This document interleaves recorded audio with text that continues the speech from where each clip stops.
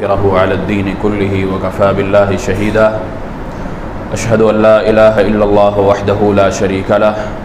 وأشهد أن محمدا عبده ورسوله اللهم صل وسلم على نبينا محمد صلی اللہ علیہ وسلم اما بعد۔ کل اعتکاف کے حوالے سے ہماری بات چلی تھی، جس میں خواتین کے اعتکاف کے حوالے سے بات تھی۔ رسول اللہ صلی اللہ علیہ وسلم کی ایک حدیث کہ جس میں آپ صلی اللہ علیہ وسلم سے آپ کی ازواج نے اعتکاف کی اجازت طلب کی تھی تو آپ نے اجازت دی تھی۔ سیدہ عائشہ رضی اللہ تعالیٰ عنہ بیان کرتی ہیں کہ رسول اللہ صلی اللہ علیہ وسلم کا خیمہ اعتکاف کے لیے میں لگایا کرتی تھی، اور آپ علیہ الصلاۃ والسلام کا جو طریقہ تھا وہ یہ تھا کہ آپ 20ویں روزے کی افطاری کرنے کے بعد نماز ادا کرتے مسجد میں، تو پھر گھر نہ جاتے، 21ویں رات مسجد میں ہی گزارا کرتے، اور 21ویں روزے کی سحری نماز فجر ادا کرنے کے بعد خیمے میں جایا کرتے تھے۔ آپ علیہ الصلاۃ والسلام کی یہ روٹین تھی۔ اور 21ویں رات طاق رات بھی ہے، لیلۃ القدر کی رات، شب قدر تلاش کرنے کی رات بھی ہے۔ تو سیدہ عائشہ رضی اللہ تعالیٰ عنہ بیان کرتی ہیں کہ رسول اللہ صلی اللہ علیہ وسلم کا خیمہ میں لگایا کرتی، اور اسی سال سیدہ حفصہ رضی اللہ تعالیٰ عنہ نے آپ علیہ الصلاۃ والسلام سے خیمہ لگانے کی اجازت طلب کی، تو آپ صلی اللہ علیہ وسلم نے انہیں اجازت دی۔ جب سیدہ حفصہ رضی اللہ تعالیٰ عنہ نے خیمہ لگا لیا تو ان کو دیکھا دیکھی سیدہ زینب رضی اللہ تعالیٰ عنہ نے بھی خیمہ لگا لیا۔ رسول اللہ صلی اللہ علیہ وسلم نے جب اس کے بعد مزید خیمے دیکھے تو پوچھا کہ یہ کیا ہے، ما ھذا، کیونکہ جو باقی ازواج تھی انہوں نے بھی پھر اسی لائن میں خیمے لگا لیے تھے، اور آپ علیہ الصلاۃ والسلام سے صرف ایک سوال کرنے والی تھی، اور وہ سیدہ حفصہ تھی۔ اجازت طلب کرنے والی صرف سیدہ حفصہ تھی، اور یہ سب خیمے مسجد میں لگے ہیں۔ حجرات ازواج یا حجرات النبی صلی اللہ علیہ وسلم وہ بھی مسجد کے ساتھ ہی ہوا کرتے تھے، لیکن ان کے اندر نہیں، خیمہ ان کے باہر مسجد کے اندر لگایا گیا تھا۔ تو آپ علیہ الصلاۃ والسلام نے پوچھا ما ھذا، یہ کیا ہے؟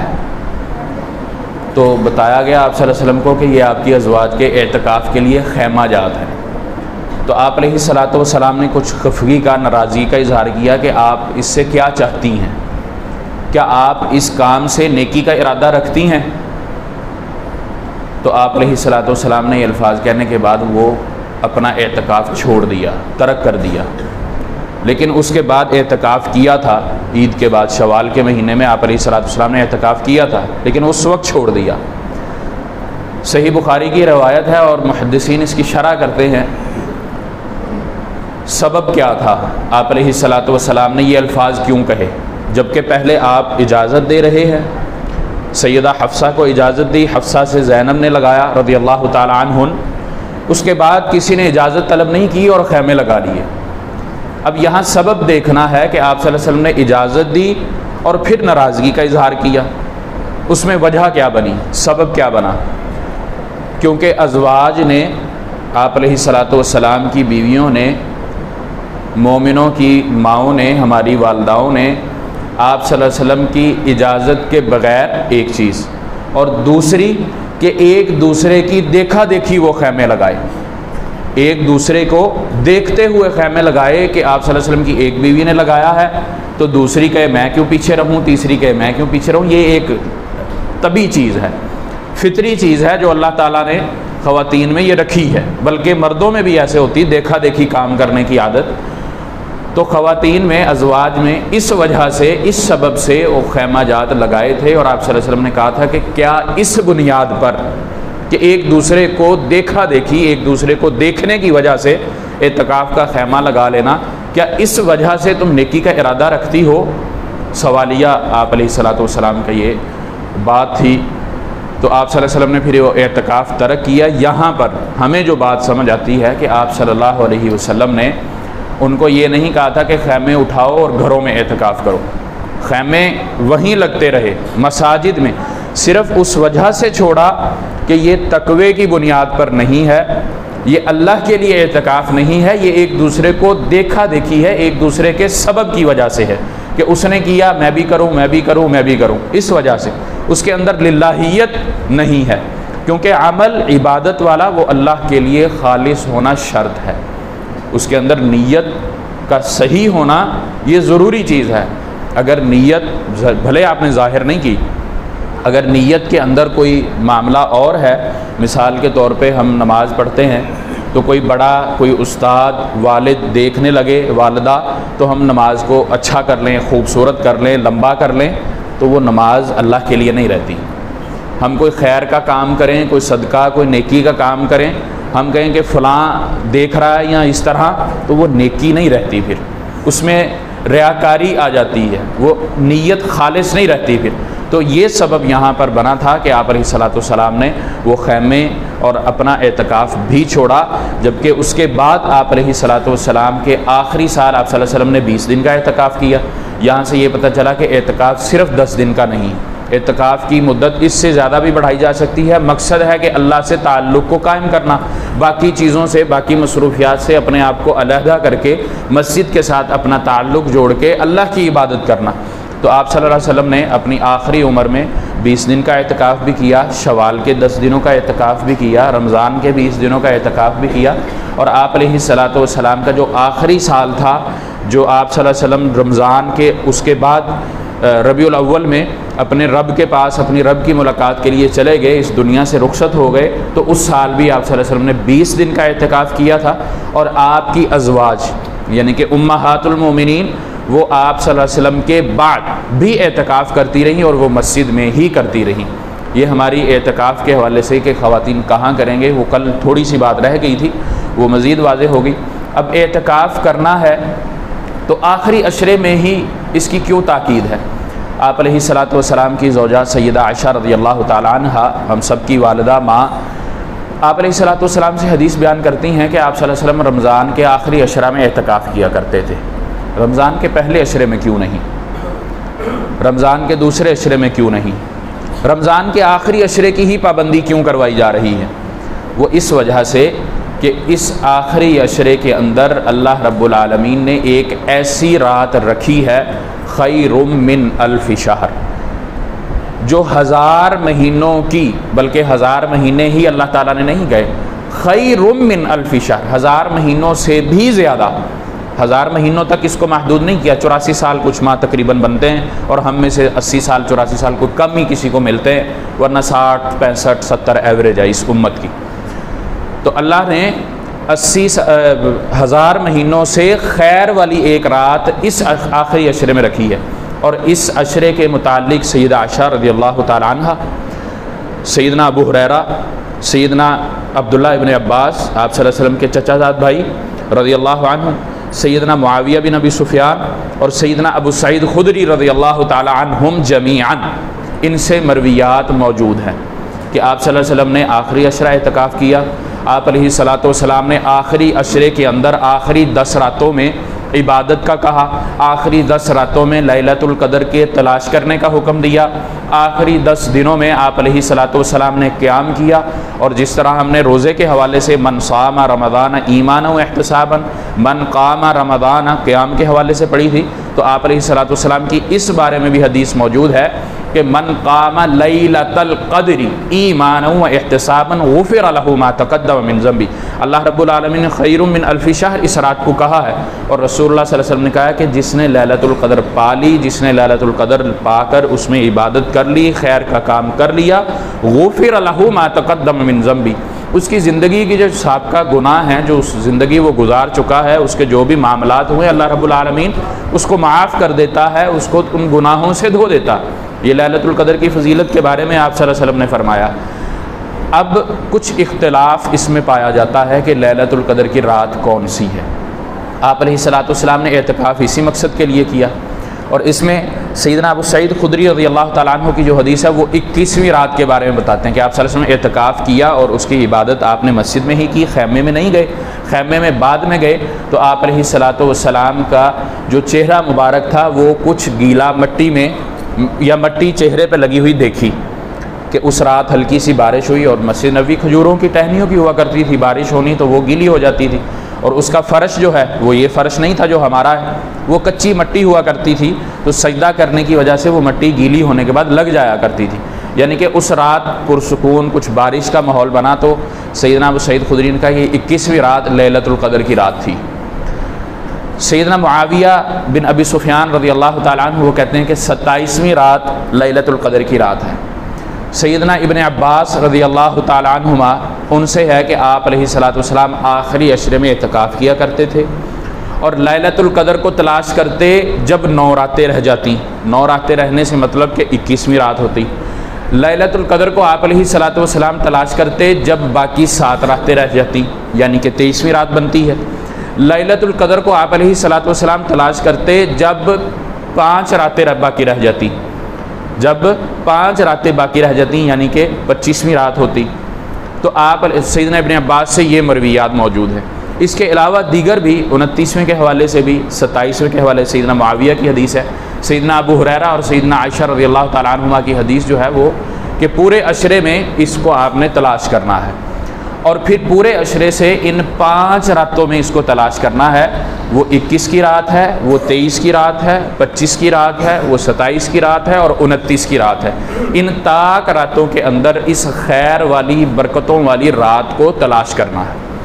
اس کے تلاش کا طریقہ کیا ہے؟ یعنی کہ ان تمام احادیث کو ہم سامنے رکھیں، صحابہ کرام رضوان اللہ علیہم اجمعین کے اقوال کو، انہوں نے جو آپ صلی اللہ علیہ وسلم سے، آپ صلی اللہ علیہ وسلم کی عبادت کو ہم تک پہنچایا، اس سے ہمیں یہ ملتا ہے کہ لیلۃ القدر کی رات کوئی ایک رات نہیں ہے، بلکہ یہ ہر دفعہ بدلتی ہے۔ پھر اس میں 2 احادیث اور بھی ہیں جس میں آپ علیہ الصلوۃ والسلام نے فرمایا کہ یہ لیلۃ القدر کی رات مجھے بتلائی گئی، پھر میری بیویوں میں سے کسی ایک بیوی نے مجھے بیدار کر دیا، جگا دیا، تو وہ مجھ سے بھلا دی گئی کہ وہ کون سی رات ہے، یعنی مینشن نہیں کی کہ وہ کون سی رات ہے۔ پھر دوسری حدیث ہے،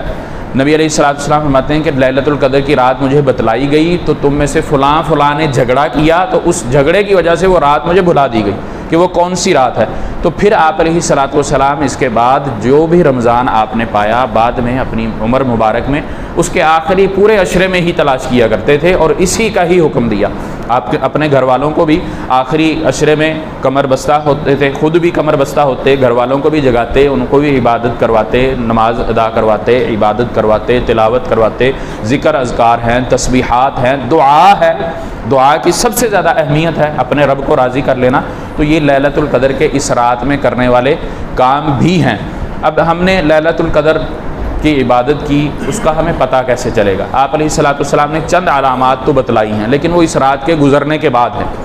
کوئی ایک اس میں بھی ہے کہ اس میں زیادہ چمکدار نہیں ہوتی، نہ گرمی ہوتی ہے نہ سردی ہوتی،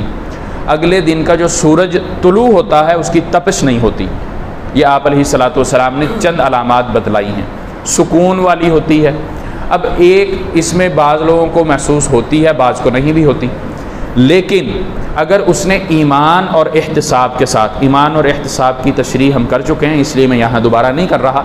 ایمان اور احتساب کے ساتھ جب وہ اس آخری عشرے کی پوری عبادت کرے گا، یا اس آخری عشرے کی ان 5 طاق راتوں کی اگر عبادت کرے گا، وہ عبادت نماز کی صورت میں ہو سکتی ہے، نفل نماز کی صورت میں، اور نفل نماز آپ علیہ الصلوۃ والسلام کے لمبے ہوا کرتے تھے۔ ہم تراویح پڑھتے ہیں، اس میں بھی ذرا جلدی کرتے ہیں۔ نفل نماز کا جو اصل حق ہے، اس کی جو اصل خوبصورتی ہے، وہ اس کی طوالت ہے۔ سیدہ عائشہ رضی اللہ تعالیٰ عنہ بیان کرتی ہیں کہ آپ علیہ الصلوۃ والسلام نے 4 رکعت پڑھی، اس کی خوبصورتی اور اس کی طوالت الفاظ ہیں کہ اس کی خوبصورتی، اس کے حسن کے بارے میں اور اس کے لمبے ہونے کے بارے میں سوال نہیں کرو کہ وہ اتنا لمبا اور اتنا خوبصورت تھا۔ 4 کے بعد آپ صلی اللہ علیہ وسلم تھوڑا وقفہ کیا، پھر 4 پڑھا کرتے تھے، اور یہ 2 کر کے تھی۔ پھر دوبارہ آپ نے پڑھی تو پھر کہتی ہیں سیدہ عائشہ کہ ان کی خوبصورتی کے بارے میں، اس کے حسن کے بارے میں اور اس کی طوالت کے بارے میں سوال نہیں کرو، کیونکہ وہ اتنے خوبصورت ہے۔ اور ایک روایت کے مطابق آپ علیہ الصلوۃ والسلام نے 1 رکعت میں سورۃ بقرہ بھی پڑھی ہے، تقریباً 250 پارے بنتے ہیں، میرا نہیں خیال ہم میں سے کسی نے پڑھی ہو، اور دوسری رکعت میں آل عمران پڑھی ہے۔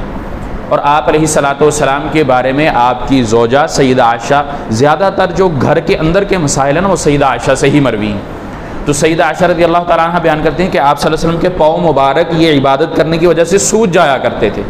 قیام لمبا کرنے کی وجہ سے سوج جایا کرتے تھے۔ تو رات کی یہ جو عبادت ہے اس کو ہم قیام اللیل کہیں، تراویح کہیں، تہجد کہیں، نفل نماز کہیں، جو بھی کہیں، نماز عشاء کے فرضوں کے بعد سے لے کر صبح فجر طلوع ہونے تک یہ رات کے اس حصے میں ہم کبھی بھی پڑھ سکتے ہیں۔ اس کے طوالت ہونا ضروری ہے، لمبا ہونا ضروری، اور صرف قیام ہی لمبا نہیں، جتنا لمبا قیام کیا ہے، اگر کوئی حافظ نہیں ہے تو وہ قرآن مجید کھول کے بھی پڑھ سکتا ہے، لیکن کھول کے سننا الگ مسئلہ ہے، یہ بھی واضح ہو چکا ہے، کر چکے ہیں ہم، گزار چکے ہیں کہ پیچھے سننا کھول کے یہ درست نہیں۔ پڑھنا چاہے اگر امامت کرواتا ہے تو اس میں اجازت ہے، سیدہ عائشہ سے حدیث اس پر بھی موجود ہے، وہ کھول کے اگر دیکھ کر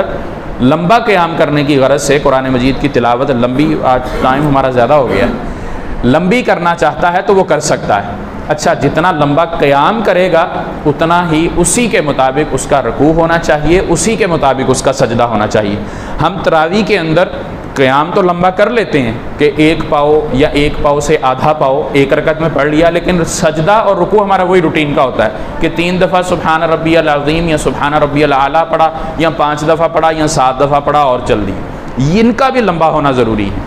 رکوع کے بعد کی دعائیں بھی زیادہ ہونی چاہیے، 2 سجدوں کے درمیان کی بھی ہونی، یعنی اطمینان ہونا چاہیے، وہ خشوع و خضوع ہونا چاہیے جو آپ صلی اللہ علیہ وسلم کے بارے میں سیدہ عائشہ نے بیان کیا۔ تو یہ نفل نماز ہے، اس رات کی عبادت ہے، اس رات کو تلاش کرنے کی ہے، اور اس میں انفرادی عبادت کی زیادہ اہمیت ہے۔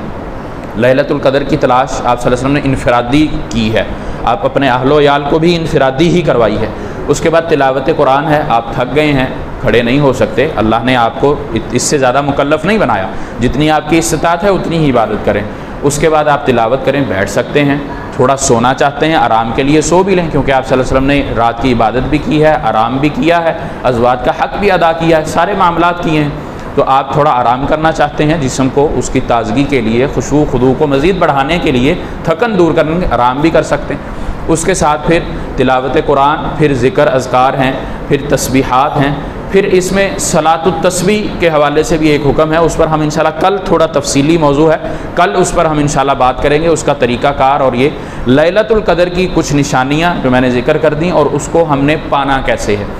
اب ضروری نہیں ہے کہ کوئی سو بھی گیا ہے تو اس کو لیلۃ القدر کا نہیں پتہ، یا کوئی عبادت کر رہا ہے تو اس کو لیلۃ القدر کا نہیں پتہ چلا۔ لیلۃ القدر کی رات اللہ نے ان 5 راتوں میں رکھی ہے۔ پھر اس پہ ایک اور بھی اختلاف ہے کہ بھی سعودیہ کی تو ایک دن پہلے ہے تو وہاں لیلۃ القدر کوئی اور ہے، یہاں ہماری کوئی اور ہے، ان کی طاق ہے تو ہماری جفت ہے، ہماری جفت ہے تو ان کی طاق ہے۔ اس مسئلے میں بھی میں چاند کے حوالے سے یہ مسئلہ واضح کر چکا ہوں کہ وہ اللہ اس پر قادر ہے، ان کی رات ان کے ساتھ ہے، ہماری ہمارے ساتھ ہے۔ اگر ذرائع ابلاغ ہمیں نہ بتائیں تو ہمیں نہیں پتہ چلے گا کہ کسی دوسرے شہر میں کون سی رات ہے، آج کیا تاریخ ہے۔ اور اگر یہ اعتبار رکھیں تو جب ہم مغرب کی افطاری کر رہے ہوتے ہیں وہ عصر کی نماز ادا کر رہے ہوتے ہیں، تو پھر ہمیں تو افطاری نہیں کرنی چاہیے کیونکہ ان کے ہاں تو بھی سورج ہے، وہ تو ابھی عصر کی نماز ادا کر رہے ہیں، ہم پھر عشاء میں افطاری کریں کیونکہ ان کے ہاں اس وقت ہوتی، اور جب ہم سحری یہاں بند کر دیتے ہیں ان کے ابھی رات ہوتی، ہمارے یہاں سورج 9 بجا رہا ہوتا ہے یا 6 بجا رہا ہوتا ہے، ان کے ہاں سحری کا ٹائم ختم ہو رہا ہوتا ہے، 2 گھنٹے کا فرق۔